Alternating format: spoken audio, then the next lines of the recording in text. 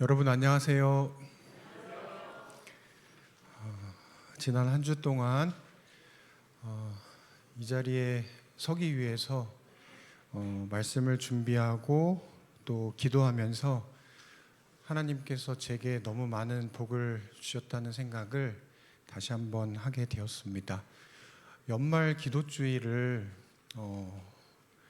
이렇게 초청받아서 하지 않았다면 어쩌면 그 학교일이 너무 많으니까 그 일을 하다가 그렇게 바쁘고 분주하게 한 해를 마무리할 뻔했는데 하나님께서 저에게 브레이크를 이렇게 딱 잡아주셔서 이곳에서 함께 말씀을 나누고 또 함께 기도하고 하는 이 시간을 통해서 저를 다시 돌아보게 해주시고 또 다시 한번 하나님과의 관계를 깊이 살펴보도록 하시는 그 은혜를 인해서 다시 한번 개인적으로 감사를 드리게 되었습니다.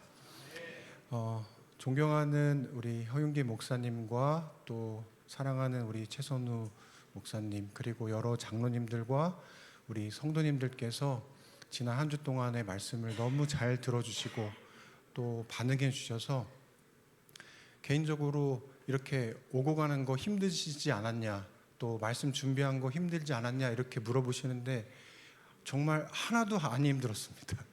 너무 기쁜 마음으로 왔고 너무 행복했습니다. 다시 한번 이 자리를 빌어서 감사의 말씀을 드립니다. 오늘 이 안식일 아침 이 시간에 제가 드릴 말씀의 제목은 밥상입니다. 지금 제목이 밥심으로 나왔는데요. 밥심이 아니고 밥상입니다. 네. 밥 이야기를 좀 하려고 합니다. 그래서 방금 전에 읽어주셨던 마가복음 8장 1절에서 10절에 있는 말씀을 가지고 제가 말씀을 드리도록 하겠습니다. 여러분, 저는 지금 보시는 것처럼 키가 크고 뚱뚱하진 않지만 약간 이렇게 통통한 그런 편이죠. 네. 그런데 보시는 것과 달리 제가 유치원 때만 해도 아주 마른 그리고 밥을 좋아하지 않는 그런 어린이였습니다. 밥맛이 없었어요. 밥맛이 너무 없어서 유치원에 가서 그때 당시에는 급식이라는 게 없었고 어머니가 도시락을 싸주면 그 도시락을 이렇게 열어서 먹는 그런 유치원이었는데 도시락 앞에 두고 밥맛이 너무 없으니까 막 울었습니다. 그래서 제가 오죽 밥을 안 먹으니까 저희 친할아버지가 보약을 지어주셨어요. 그런데 밥도 맛이 없는데 보약은 더 싫은 거예요. 그래서 보약을 지어주신 할아버지가 싫었습니다. 그거를 먹을 때마다 막 울면서 먹었어요. 그런데 할아버지가 초등학교 2학년 때 돌아가셨는데 딱 할아버지가 돌아가시자마자 밥맛이 좋아지는 거예요. 그러니까 할아버지를 미워서가 아니고 할아버지가 제게 해주셨던 그 정성에 여러분 그렇다고 해서 보약을 지어서 드시지 않으셔도 돼요. 그 정성에 무슨 효과가 났는지 정말 이상하게 초등학교 2학년이 딱 되자마자 밥맛이 없던 제가 그냥 밥만 봐도 너무 먹고 싶은 그런 사람으로 바뀌어서 한 끼 먹을 때마다 밥을 2공기씩 먹었어요. 그런데 제가 지금 고등학교 2학년, 중학교 2학년 두 아들을 키우는데 이 아이들이 저처럼 아기 때부터 어린이 이제 청소년이 되기 전까지 얘네들도 밥맛이 없는 거예요. 그래서 제가 쫓아다니면서 아내와 밥을 먹였던 그런 기억이 있습니다. 여러분, 왜 이렇게 부모들은 자식들에게 밥을 먹이려고 하는 걸까요? 아마도 다 큰 우리 어른들, 성인들께서는 너무 잘 이해하실 겁니다. 부모님이 가장 많이 하시는 잔소리 중 하나는 뭐냐면 밥은 먹었니? 밥 잘 챙겨 먹고 다녀라 라고 하는 그 말씀일 겁니다. 성경에는 이와 비슷한 밥 이야기가 많이 나옵니다. 십자가의 고난과 부활 후에 갈릴리에서 고기잡이를 하고 있던 제자들에게 예수님께서 다시 나타나셔서 첫 번째로 하셨던 일이 무엇인지 아시죠? 그것은 그들의 아침밥을 차려준 일이었습니다. 떡과 생선을 배부르게 먹이시고 자신을 3번 부인했던 베드로에게 3번 같은 질문을 하십니다. 요한의 아들 시몬아, 내가 나를 사랑하느냐? 3번 부인한 베드로에게 같은 질문과 같은 답을 받으시고 예수님께서 이렇게 얘기하십니다. 내 어린 양을 먹이라. 저는 여기서 새로운 관점을 발견했습니다. 예수님께 사랑한다라고 하는 표현은 뭐를 먹이는 거예요? 밥을 먹이는 것입니다. 우리 부모님이 나를 그토록 밥을 먹이시려고 했던 그 이유는 사랑한다는 말은 많이 들어보진 못했지만 밥을 줄 때마다 뭐 하신다는 뜻이에요? 내가 너를 사랑한다. 여러분, 사랑하면 뭐 하게 되냐면 그 사랑하는 사람과 밥을 자주 먹게 됩니다. 제가 대학교 3학년 때 군대를 마치고 캠퍼스에 돌아보니까 체육대회를 하는데 어떤 한 여학생이 제 눈에 딱 들어왔어요. 피구를 하는데 정말 막 날렵한 몸짓으로 상대방 그 여학생 선수를 한 명씩 쓰러뜨리는 모습에 제가 반해서 그 여학생에게 관심을 이렇게 두고 있었습니다. 그런데 어떻게 하면 저 여학생과 이렇게 좀 만날 수 있을까? 그리고 그 여학생을 이렇게 말하면 뭐하지만 꼬실 수 있을까? 이런 생각이 들면서 작전을 짰습니다. 그래서 그 여학생이 다니는 동선을 제가 확인하고 그 여학생이 다니는 동선마다 제가 거기에 서서 그 여학생에게 잘 모르는데 인사를 하기 시작했어요. 그래서 저 사람 뭐지? 계속 인사하네? 그렇게 무작정 인사를 하면서 결국 그 여학생과 첫 만남을 갖게 됐고, 만나서 뭐 하는 겁니까? 밥을 먹는 겁니다. 그리고 밥을 먹고 또 그 다음날 또 만나서 밥 먹고 그런데 제가 어느 날 이제 대학을 졸업하고 나서 이 여학생과 계속 교제하는데 집에 데려다 주는 게 너무 힘든 거예요. 처음에는 너무 좋았는데 데려다 주는 게 너무 힘드니까 차라리 이럴 바에야 같이 살자 이렇게 생각이 들었어요. 그래서 결국 사랑하면 같이 밥을 먹다가 뭐가 되는 겁니까? 식구가 되는 것입니다.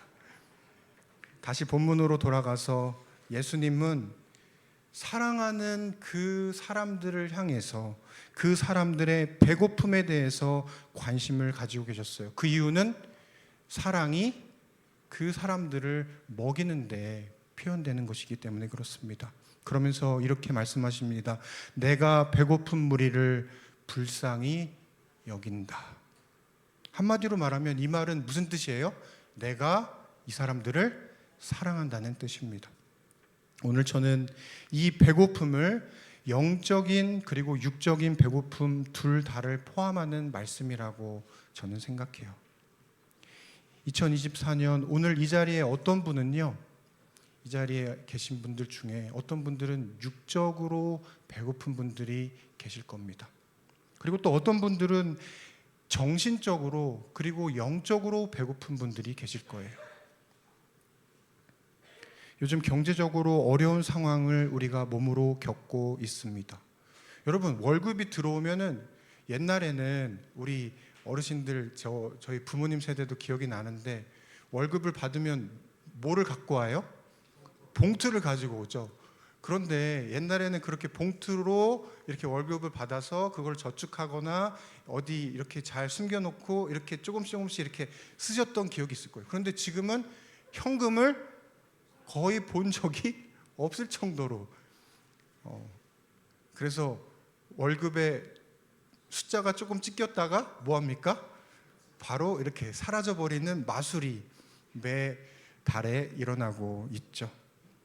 우리는 이런 배고픈 시대에 살고 있습니다. 어떻든 우리 예수님은 나의 배고픔을 지금 동정하고 계시다고 말씀하십니다. 그리고 큰 무리가 예수님께 나와서 말씀을 듣는 집회를 가졌어요. 무려 3일 동안이나 그분의 말씀을 듣고 병고침을 받고 그분과 대화하면서 행복한 시간을 보냈는데 이 사람들이 시간 가는 줄 모르고 그렇게 보내다 보니까 어느 순간에 배가 고픈 겁니다. 시대소망 405쪽에 이렇게 기록합니다. 3일이 다였을 때 그들의 양식이 떨어졌다. 그러니까 처음에는 예수님 만나기 위해서 도시락도 싸오고 먹을 거를 가지고 와서 이렇게 했는데 이제는 양식이 다 떨어져 버린 거예요. 저는 이것을 영적인 배고픔도 있지만 육적인 배고픔을 지금 먼저 얘기하셨거든요. 어쩌면 오늘 우리의 통장의 잔고가 다 떨어진 그 사실을 우리 예수님이 알고 계십니다. 말씀 연구나 묵상을 하지 않아서 이제 남아있는 나의 영적인 양식이 고갈된 그런 모습일 수도 있어요. 한 번은 제가 몇 주 전에 그 아침마다 하는 어떤 온라인 성경 설교를 하는 그 사이트에 설교 초청을 받아서 아침 6시에 설교를 했어요. 그러니까 월요일부터 금요일까지 설교를 하니까 총 5번의 설교를 하잖아요. 그리고 나서 그 주 금요일에 또 대학교에 있는 청년교회에서 또 설교를 했어요. 그리고 안식일에 또 설교를 또 어디에서 초청받아서 하게 됐어요. 그러니까 7번의 설교를 이제 물론 지금도 했지만 그 주에 한 겁니다. 그러고 나니까 더 이상 할 게 없는 뭔가 이렇게 고갈된 그런 상태를 발견하게 됐습니다. 우리 자취나 음식을 직접 하는 그런 우리 젊은 친구들도 있을 겁니다. 부모님이 보내주신 용돈이나 반찬이 더 이상 남아있지 않는, 그리고 어떤 사람들과의 관계에서 그들과 더 이상 관계를 더 유지하기 힘들 정도로 지금 정서적으로 여유가 없는 분들도 계실 거예요. 어떻든 육적이든 영적이든 우리는 지금 더 이상 가지고 있는 것이 없는 이런 배고픈 상태에서 이 자리에 나와 있다면 예수님은 그것을 다 알고 계신다는 말씀을 하시는 것입니다.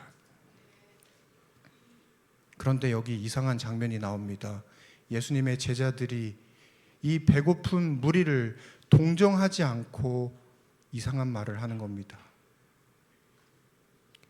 예수님께서 이 제자들에게 이 배고픈 사람들을 먹이라고 하시자 이 사람들이 이 광야 어디에서 떡을 얻어 이 사람들로 배부르게 먹일 수 있습니까? 라고 하는 질문을 이 제자들이 해요. 근데 신기한 것은 이 마가복음 6장에 보면 이미 4,000명의 사람들을 먹이기 전에 5,000명의 사람들을 먹이신 예수님을 이 사람들이 뭐 했어요? 직접 봤어요. 그런데 지금 똑같은 상황에서 이 예수님께서 그들로 하여금 이 배고픈 사람들을 먹이라고 하자 이 사람들이 뭐라고 했다고요? 이 광야 어디에서 떡을 얻어서 이 사람들로 배부르게 할 수 있습니까? 라고 지금 이상한 얘기를 하고 있는 것입니다. 배고픈 무리를 우리로 적용했다면 이번 절에서 우리가 5,000명의 사람은 우리로 적용했다면 이번 2절에서 제자들은 우리의 모습 속에서 이 제자들의 모습을 발견하게 될 겁니다. 시대소망 405쪽에 보면 이렇게 주석합니다. 그분께서 벳세다에서 먹이신 무리는 그 5천 명이죠. 그들은 유대인이었다. 그런데 이 무리는 이방인과 이교도들이었다. 제자들의 마음속에는 유대인적인 편견이 아직도 강하게 남아있어서 그들은 예수께서 이 광야 어디서 떡을 얻어 이 사람들로 배부르게 먹일 수 있습니까? 라고 대답했다.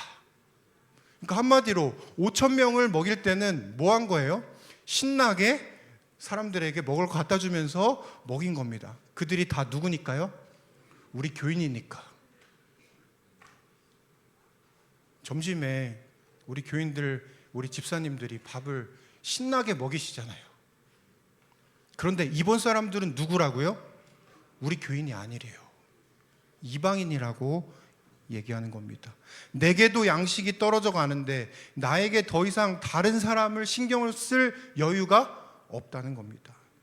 심지어 이들은 내 가족도 아니고 우리 교인도 아니고 우리와 같은 민족도 아닌데 이 사람들을 우리가 굳이 왜 책임져야 되느냐라고 얘기하고 있는 것입니다. 수천 년 전 이 광야에서 200만 명의 사람들을 먹이신 분이 지금 이들과 함께 계심에도 불구하고 이 사람들은 지금 뭐 하고 있는 거예요? 자기들이 가지고 있는 편견과 사랑 없음으로 인해서 우리 교인만 챙기고 그 교인 바깥에 있는 이방인들에 대해서는 관심이 없는 겁니다. 오히려 이들을 먹이시고자 하는, 이들을 불쌍히 여기시는 그 예수님의 마음과 자신들의 마음은 분명히 달랐어요.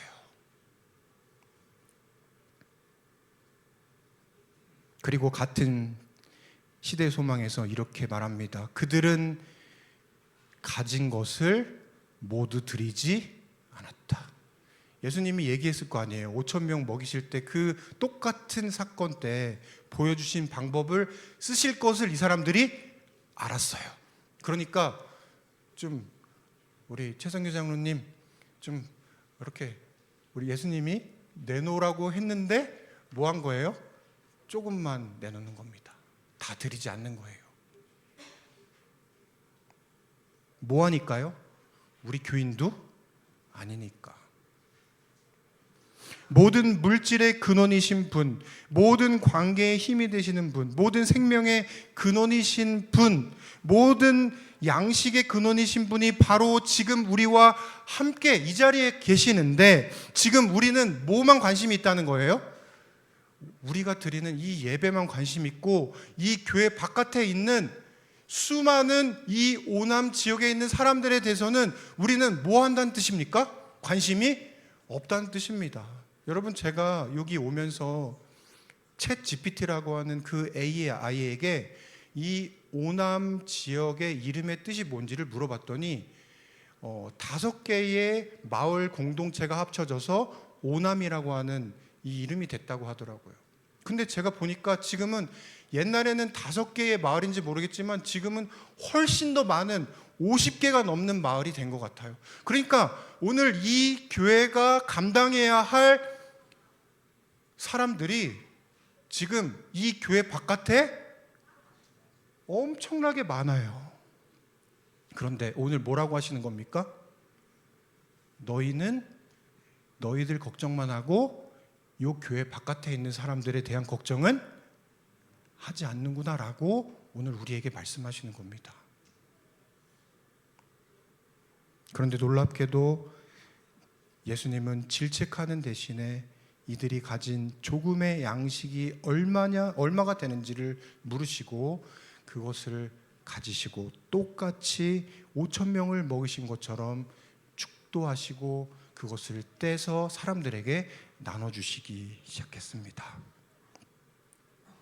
오늘 우리에게도 너가 가진 양식을, 너가 가진 힘을, 너가 가진 재능을, 그리고 너가 가진 그 마음을 나에게 조금 나눠주지 않겠니? 우리 예수님은요, 이 제자들을 질책하는 대신에 직접 그 마음을 보여주셨어요. 그저 작은 거라도 나누기 위해 주님께 드리기만 한다면 주님께서 기꺼이 그것을 사용하시겠다고 말씀하셨습니다. 그리고 예수님이 진짜로 원하시는 건 뭘까요? 우리의 돈이 아니에요. 우리의 마음입니다.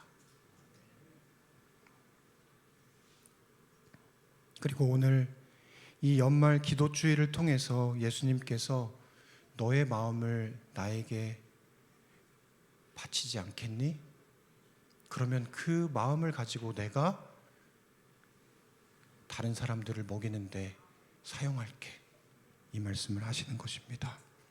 오늘 우리는 그분께 드릴 양식이 얼마나 됩니까? 아주 조금이라도 좋습니다. 그분께서 우리의 헌신을 바라신다면 우리의 마음을, 우리의 삶을, 우리의 믿음을, 우리의 사랑을, 우리의 소망을 담아서 그분께 오늘 드리지 않으시겠습니까?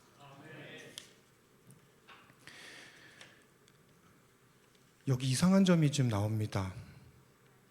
그것은 8절에서 10절에 있는 말씀인데요. 예수님이 이 사람들을 다 먹이신 다음에 몇 조각이 남았대요? 광주리가? 7광주리가 남았다고 나옵니다. 여러분, 제가 군대에 딱 갔더니 신병이라고 여기에다가 이렇게 신병 표시를 이렇게 하더라고요. 그래서 군대에서 이제 신병들은 아무것도 안 시켜요. 청소도 안 시키고 심지어는 밥도 누가 떠주냐면 고참이 떠줍니다. 그래서 식당에 딱 갔더니 저보고 앉아 있으래요. 그러면서 그 고참이 밥을 다 떠가지고 저한테 주더라고요. 그런데 아시는 것처럼 군대에서는 우리가 먹을 수 있는 음식도 있고 평소에 안 먹는 음식도 있잖아요. 그런데 거기에 딱 그 부대 그 식당에 뭐라고 써 있냐면 잠반은 없음 이렇게 딱 써 있었어요. 그래서 순간 이제 약간 스트레스가 이제 생기는 겁니다. 이거 이 고참이 나 밥 떠준 사람이 싫어하겠는데. 그리고 밥을 맛있게 먹고 제가 안 먹은 것들을 이렇게 딱 남겨두자 아니나 다를까 제 고참이 저한테 얘기했습니다. 잔반 없다고 다 먹으라고. 그래서 제가 얘기했습니다. 사실은 제가 훈련소 때부터 안 먹는 음식이 있었습니다. 그러면서 제 얘기를 했어요. 그리고 나서 그때부터 저는 이상한 신병으로 찍혔어요. 그런데 이렇게 음식을 남기는 게 사람들은 다, 우리 어머니들도 다 싫어하시잖아요. 근데 왜 예수님은 이 음식을 남기셨을까? 정확하게 이 사람들 숫자에 맞춰서 맞춰주실 수 있었을 텐데 예수님은 의도적으로 음식을 남기셨습니다. 시대 소망은 이렇게 주석합니다. 5,000명이 배부르게 먹고, 5,000명대의 사건을 먼저 얘기할게요. 12바구니가 남았다. 그런데 그 남은 떡 조각을 사람들이 가지고 돌아가 그 가족과 이웃들에게 보여주면서 자신들이 겪었던 경험을 이야기했다. 그러니까 그 사람들이 그냥 맨손으로 집에 돌아가서 야, 정말 신기한 일 봤어. 불과 이 조그만 떡 몇 덩이와 물고기 몇 마리 가지고 여기 있는 5,000명의 사람들이 지금 밥을 다 먹었어. 예수님 정말 대단한 분이야 라고 했을 때 사람들이 믿을까요? 안 믿을까요?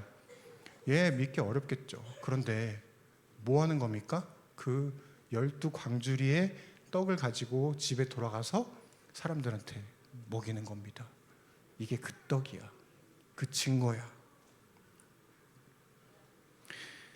우리 사랑하는 오남교회 교회 여러분, 우리 예수님은요, 우리 연말에 꼭 기억하셔야 될 게 있어요. 나의 배고픔을 다 알고 계십니다. 그리고 그 배고픔을 알고만 계신 분이 아니라 그 배고픔을 채워주실 수 있는 분이 우리 예수님이라고 하는 것을 우리 이 시간에 꼭 기억하시면 좋겠습니다. 이러한 밥상을 늘 차려주시는 예수님을 기억한 그 제자들이 예수님이 돌아가시고 부활하시고 승천하셔서 이 땅에 없게 됐을 때 이들이 함께 모여가지고 뭐 하는 거예요? 매번 모일 때마다 밥상을 차려놓고 밥을 먹는 이야기가 사도행전 2장 42절 46절에 나옵니다. 매일 그들이 모여서 떡을 뗐다고 밥상을 차려서 먹는 그 이야기, 그리고 가난한 사람들을, 그리고 그 교회 바깥에 있는 사람들을 먹이고 챙기는 그 이야기들이 바로 사도행전의 이야기입니다. 그리고 오늘 저는 이 오남교회가 예수님께서 주시는 그 영원한 생명의 떡을 먹고, 그리고 그 떡을 나만 먹는 것이 아니라 우리 주변에 있는 사람들에게 나눌 수 있는 여유가 있는 그런 믿음의 가족들이 되기를 간절히 바랍니다. 한 이야기를 좀 드리고 오늘 말씀을 줄이려고 합니다. 저의 여동생이 신장이 기능이 약해져서 한 10년이 아직 안 됐는데 이제 신장 이식 수술을 받지 않는 한 매번 그 병원 가서 이렇게 투석을 받는 그 일을 해야 했었어요. 그래서 제가 그 소식을 처음 듣자마자 뭐라고 말씀드렸냐면, 아버지, 제가 여동생에게 제 신장을 주겠습니다. 그러자 저희 아버지가 반대하셨어요. 그러면서 뭐라고 얘기했냐면 나한테는 시간이 별로 없다. 내가 내 딸에게 나눠줄 수 있는 기회는 이번밖에 없다. 그렇게 얘기했어요. 그래서 결국에는 아버지의 반대로 제가 신장을 여동생에게 주지 못하고 저희 아버지가 이 신장 이식 수술을 이렇게 하게 됐습니다. 수술이 성공적이었고 다행히 건강 관리를 잘 해오셨기 때문에 연세가 있었지만 의사가 충분히 가능하다는 그런 이야기를 해서 결국에는 수술이 잘 맞춰졌어요. 그리고 나서 수술 끝나고 난 다음에 딱 깨어나신 다음 저에게 하신 말이 뭐였냐면 이런 얘기였어요. 훈재야, 너무 아파서 2번은 못하겠다. 네. 2번 하고 싶어도 할 수가 없어요. 2개밖에 없으니까. 그런데 시간이 조금 또 지나고 나서 어떤 이야기를 듣게 됐냐면, 의사 선생님이 이 신장이라고 하는 그 기능이 50, 50이 아니에요. 그러니까 2개가 있는데 그게 50, 50의 기능을 하는 게 아니고 사람들이 다 60, 40이나 70, 30 이렇게 다 달라요. 요 안에 있는 게. 그래서 의사 선생님이 선생님은 보니까 여기가 한쪽이 더 좋고 여기가 한쪽은 안 좋은 60, 40 이렇게 얘기하시더래요. 그러자 저희 아버지가 뭐라고 했을까요? 더 좋은 거 주라고 했어요.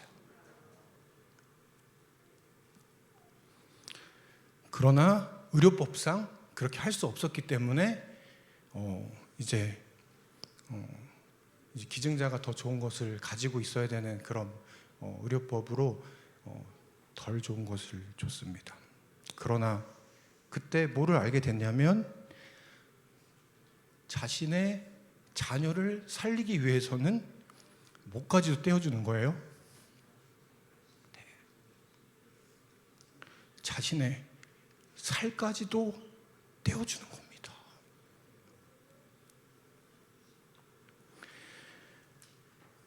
시편 23편에 있는 말씀을 보면요, 한번 펴볼까요, 우리? 시편 23편을 다 같이 읽어보겠습니다. 여러분, 제가 이 말씀을 새롭게 봤거든요. 한번 읽어볼게요. 자, 제가 홀수절을 읽고 여러분들이 짝수절을 읽어주시면 좋겠습니다. 시편 23편입니다. 여호와는 나의 목자시니 내가 부족함이 없으리로다. 그가 나를 푸른 초장에 누이시며 쉴만한 물가로 인도하시는도다. 내 영혼을 소생시키시고 자기 이름을 위하여 의의 길로 인도하시는도다. 내가 사망의 음침한 골짜기로 다닐지라도 해를 두려워하지 않는 것은 주께서 나와 함께 하심이라. 주의 지팡이와 막대기가 나를 안위하시나이다. 주께서 내 원수의 목전에서 내게 상을 베푸시고 기름으로 내 머리에 바르셨으니 내 잔이 넘치나이다. 내 평생의 선하심과 인자하심이 반드시 나를 따르리니 내가 여호와의 집에 영원히 살리로다. 여러분 23장 5절에 보면 원수의 목전에서 상을 베푸신다고 했는데 그 상이 무슨 상일까요? 밥상이에요. 그런데 그 밥상이 뭐냐면요, 바로 십자가에 놓여진, 십자가라고 하는 테이블에 놓여진 예수님이 우리에게 주시는 밥입니다. 그래서 우리가 한 기마다 성만찬을 통해서 떡을 떼고 그 피를 나누고 하는 그 일이 뭐를 기억하는 겁니까? 그 밥상을 기억하는 것입니다. 우리 사랑하는 오남교회 성도 여러분, 오늘 우리는요 그냥 보통 밥을 먹고 사는 사람들이 아니라 십자가에 놓여진 예수 그리스도의 살과 피를 이미 먹었고, 그것을 매일매일 말씀을 통해서 먹고, 그리고 매주 예배에 참여하면서 목사님과 장로님들의 입술을 통해 나오는 그 말씀을 먹으며 우리는 영원한 하늘까지 나아가는 주님의 자녀들, 무엇보다 함께 밥을 먹고 살아가는 주님의 식구들임을 기억하게 되시기를 간절히 바랍니다. 그리고 한 가지 부탁이 있습니다.